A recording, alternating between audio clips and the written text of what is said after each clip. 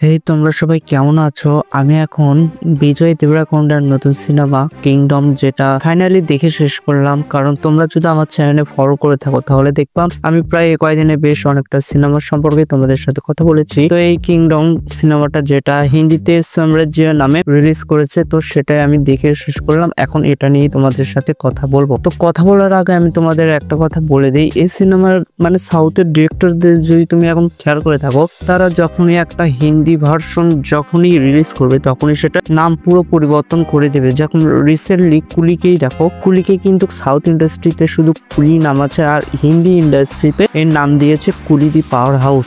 সেরকম এখানে কিংডম সিনেমাটা সেটা কিন্তু সাউথে কিংডম সিনেমায় নাম আছে, কিন্তু এখানে পুরোই চেঞ্জ করে সেটা সাম্রাজ্য লিখে দিয়েছে। তো চলো এখন আমরা সিনেমাটার কাহিনীটা নিয়ে কথা বলি। এই সিনেমার একটা কাহিনী দেখো, বিজয় দেবরাকোন্ডা একজন কনস্টেবল, কিন্তু তার অ্যাগ্রেসিভ তার রাগ দেখে তার বড় সিনিয়র অফিসারটাকে ডাইরেক্ট ন্যাশনাল না ইন্টারন্যাশনাল একটা মিশন দিয়েছে। তো সে মিশনে সে তার ভাইকে খুঁজতে গিয়েছিল। সেখানে খুঁজতে গিয়ে বিভিন্ন গ্যাংস্টারদের সাথে তার পরিচয় হয়। এমনকি যে তাকে পাঠিয়েছিল সে তাকে বলেছিল তোমার ভাই একটা গ্যাংস্টার, তোমার ভাই সেখানকার বেআইনি কাজ করে, তোমাকেই তাকে ধরে আনতে হবে। কিন্তু সেখানে গিয়ে সে দেখে একটা গ্রাম মহল্লা, ওই জায়গার বড় ব্যবসায়ী যারা গ্যাংস্টার তারা বিভিন্নভাবে তাদের নির্যাতন করে। বিশেষ করে মেয়েদের তো গ্রামের বাইরে আসতে দেয় না। এসব কিছু তার ভাইও সেই গ্রামেই থাকতো, আর সেখানে তার ভাইয়ের কিন্তু একটা পুরো পরিবারই ছিল, মানে স্ত্রী সন্তান সব। তো সেখানেই তাকে পেট চালানোর জন্য এসব বেআইনি কাজে হাত মিলিয়েছিল।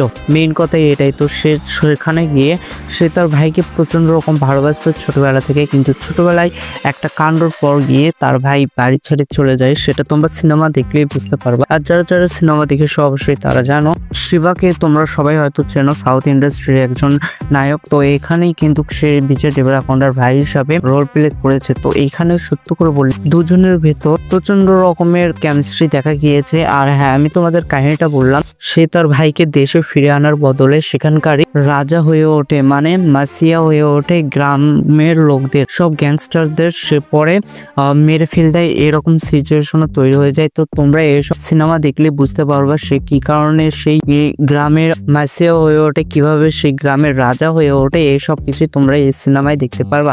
আর এই গ্রামটা কিন্তু শ্রীলঙ্কায়। তো এটা আমি তোমাদের প্রথমে বললাম যে ইন্টারন্যাশনাল লেভেলের মিশন তাকে দেখা হয়েছিল। তো এইসব কিছু তোমরা এই সিনেমায় দেখতে পারবা।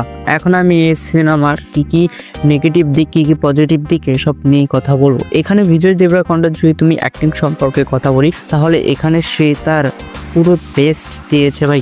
কিন্তু তারপরে গিয়েও এই সিনেমাটা কোথায় গিয়ে একটা ঘাটতি দেখা দিয়েছে। এই সিনেমার ডিরেক্টর যে সে সিনেমাটার স্টোরিটা ভালো মতো প্রেজেন্ট করতে পারেনি, কোনো না কোনো জায়গায় গিয়ে একটু ছুটাছুটি হয়েছে কাহিনী।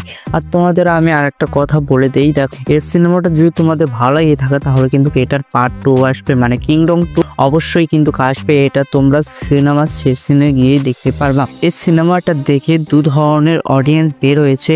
এক ধরনের অডিয়েন্সকে এটা ভালো লাগেনি, এক ধরনের অডিয়েন্সকে কিন্তু এটা দুর্দান্ত লেগেছে।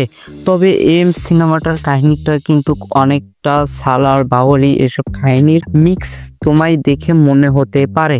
তো তোমরা কে আমার সাথে একমত অবশ্যই আমাকে কমেন্টে জানিয়ে দিও। এই ভিডিওটা এই পর্যন্তই, তোমাদের সাথে দেখা হবে নেক্সট একটা ভিডিওতে। Good bye.